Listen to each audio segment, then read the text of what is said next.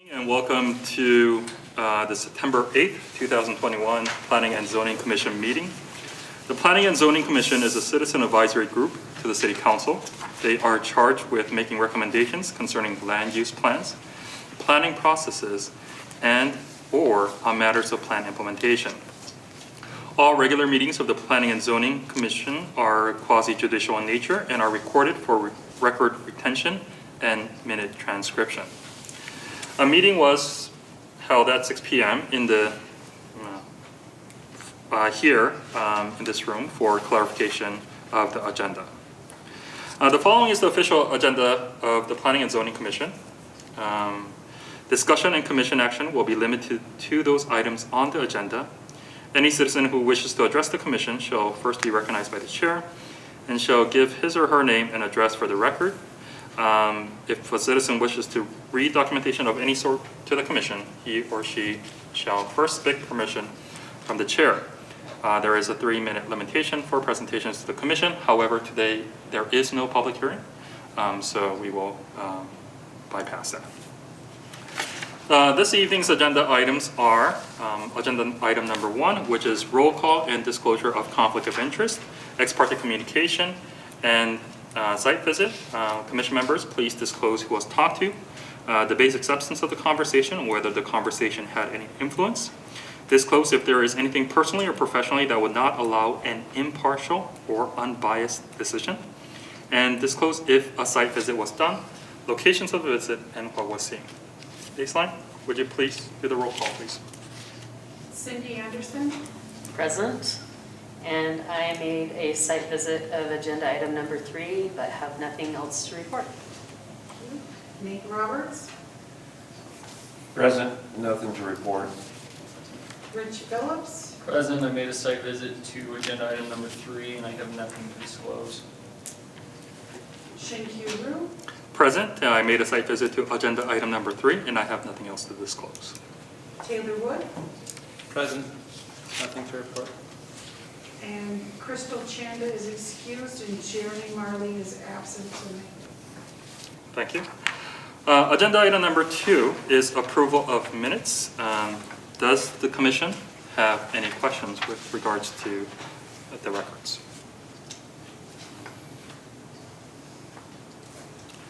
If not, I will entertain a motion. I will make a motion that we approve the minutes. Second that. Aislinn? Anderson. Yes? Phillips. Yes. Roberts. Yes. Ryu. Yes. Wood. Yes. Motion carried. Thank you. We will now move on to agenda number 3, which is an approval of the preliminary plat for the Crestview Estates Division number 4. At this time, should we hear from the applicant, please? Very good, thank you. Commissioners, nice to be back. Tonight we are proposing a plat for an additional 32 lots in the Crestview Estates area. You may recall recently we came before you with an annexation, which a portion of that annexation would encompass part of this plat, as well as additional areas. But with this plat, 32 lots, 31 of which are low-density residential lots. One of those lots we are proposing to donate to the city of Pocatello to be used for a park. I assume that that's probably what a lot of the discussion might be tonight. Outside of the park area, the rest of the subdivision I feel is fairly cut and dry, basic for what we have done in that area as far as lot sizes go and servicing it. We do have services and access to that area that has been previously planned and set up for the development. Iron Bend Drive, as it goes up, is designed to be more of a collector street, as other streets will then come into Iron Bend, and as we continue it up, therefore it is a little wider right of way, and so you'll notice that. I'd like to address the park lot, and I appreciate the staff and everything that they have put into this and looking at it. I am in agreement that having a city council study session would be a good move to try and figure out what exactly the city wants. We get tons of requests every time we have somebody move into our area for a park. They feel like there's not enough parks, that Sister City Park used to be the main park for the area, but it is not a park that 95% of that area can walk to. Of course, then you have the Gate City Elementary area, but that's not a city park. And then you have the wellness complex, which is a beautiful setup, but still there's some distance between this area and the wellness complex. And then the wellness complex, of course, is a county-run park. So for a few years, we have been telling residents that we are open to that concept. We met with the parks director. It's been probably over 10 years ago, with a concept master plan for the area that had a number of smaller parks throughout it. And the direction that we received at that time was that the city was not interested in smaller parks, but a park of 4 to 5 acres would likely be more acceptable. From that point, nothing really happened as far as getting a park yet, but we did have this area here that in our master planning we always kind of had set up as a good spot for a park if one was going to be put. What we are willing to do is to donate the land. We're willing to do some grading improvements to the land. We will need to grade out that area because we would like to utilize it for storm retention as well. And I think throughout a number of other communities, you'll find that there are these dual-use park storm retention areas that can both provide an asset for the community as well as help with stormwater retention, which is a necessity.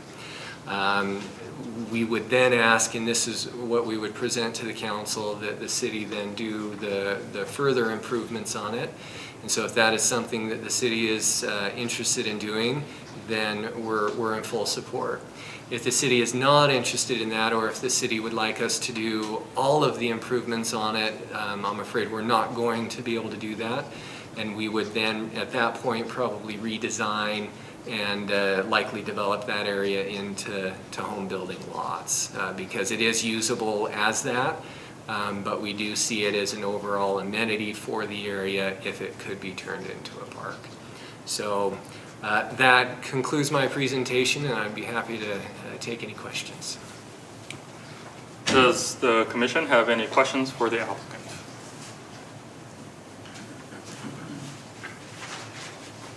No? Then we will, thank you. Then we will have a presentation by the city staff. Good evening, Mr. Vice Chair and members of the Commission. Carl Anderson, planner of the City of Pocatello for the record. As previously stated, the application that you have before you is a preliminary plat for the Crestview Estates Division 4. This request has been submitted by Satterfield Realty and Development, and the engineer on the application is Rocky Mountain Engineering and Surveying. This proposal is located roughly east of Legacy Drive and north of Autumn Rain Road. And this application was received on August 6, 2021. And processed under the subdivision standards as current at the time of application submittal. The proposal calls for the platting of 20.77 acres more or less into 31 residential lots and 1 open space lot. Of the 20.77 acres, 5.16 acres more or less of the proposed subdivision are not currently within city limits. However, this area is within the area of city impact and the city's comprehensive land use map. The applicant has submitted an application for annexation, and staff recommends that the condition be added that the final plat not be accepted until the annexation is fully executed, or as an alternative to this condition, the 5.16 acres also be removed from this phase of the development and brought forward in a future phase after the aforementioned annexation is fully executed. So kind of an either or option there. The proposed subdivision area is within city limits. Within the city limits is zoned residential low density, and the area within the annexation request is zoned residential low density as well. The minimum lot size of a single-family dwelling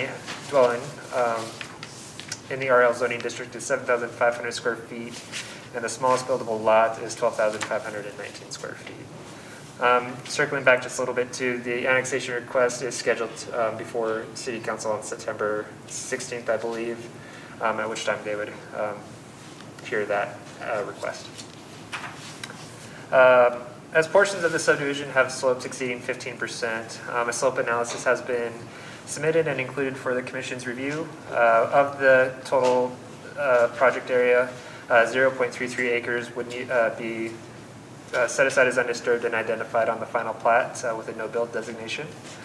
Additionally, Lot 10, Block 6, which encompasses 209,751 square feet, is proposed to be utilized for a public park space as well as stormwater retention, as identified through Note 6, listed on their preliminary plat. The city's Parks and Rec Department has submitted comment, and staff has recommended some conditions on how to process that request, as also outlined by the applicant. Finally, since the completion of the staff report, a comment was received from a representative from Idaho Power, which indicated that Lot 10, Block 6 should include a public utility easement. Staff recommends that the 15-foot public utility easement adjacent to the subject lot be included along all frontages of the lot and consistent with the abutting properties.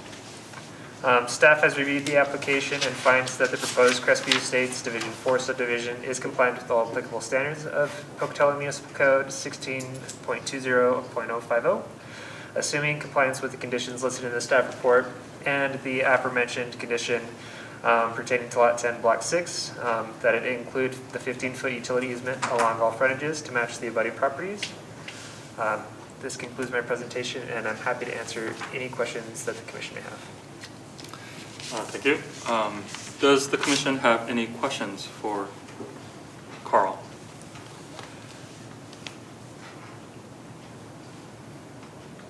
Nope. Then at this time we will have the Commission be open to discussion, or I would be willing to entertain a motion.